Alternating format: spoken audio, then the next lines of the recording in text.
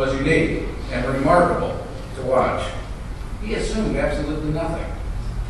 And he was appreciative of everything, especially the small stuff. He was a depression baby and often reminded Barb and I that nothing is forever. I remember once telling him that real estate was bulletproof, the stock market only went up, and banks are stable beyond belief. He just smiled, shook his head. Now in kindergarten, we all learned a game called show and tell. And for me, that is also an easy way to understand the measure of a man. You see, some people tell you how to be. They tell you what to do, and they tell you how to lead your life. Others show you how to do these things by the way they live. And that is exactly Dale's legacy through my eyes. All show, no tell. He showed me how to lead an admirable life, but he never told me how to do it. And he showed his children how to choose right from wrong, although it would have been much easier just to tell them. He showed his grandchildren that there is no such thing as quality time. There is only time. Playing Yahtzee, going to soccer games, teaching the trombone, just time. He showed his wife that I love you meant a lifelong commitment and daily acts of love, and it wasn't just a phrase and a phone call with. All show, no tell. Now the 4th of July was the essence of Dale Swisher.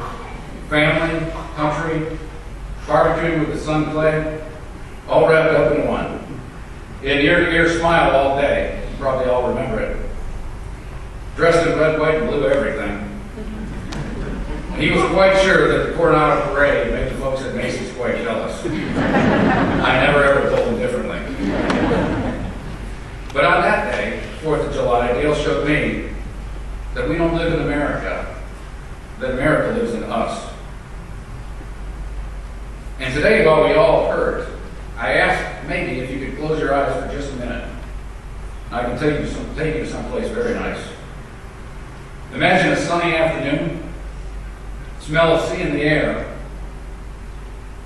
You're walking through a screen door into Dale and Jerry's house. And what you hear is the sound of family in the air. Something smells really good in the kitchen.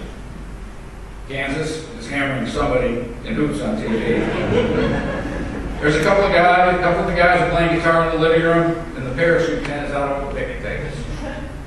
And smiles everywhere. No, I mean everywhere.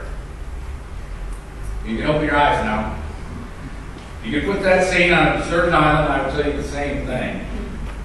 It would be the very same thing. It would be family, be it direct, extended, temporary, military, or visiting. Dale and Jerry's family knew no limits. All show and no tell. Now you may sit here today feeling a hole in your heart. You may feel it for Dale. You may feel it for his beautiful family. But I suggest you use that pain as a reminder to yourself of Dale and that he too had a hole. He had a whole lot of heart. He had a whole lot of love for his family. He had a whole lot of passion for new things in life, and he had a whole lot of patriotism. Now, as you may recall, last year, his Kansas Jayhawks went to the NCAA championship game, and what a blessing that was. It would be impossible to know Dale and not know this. For me, that game became a metaphor for Dale's fight for life.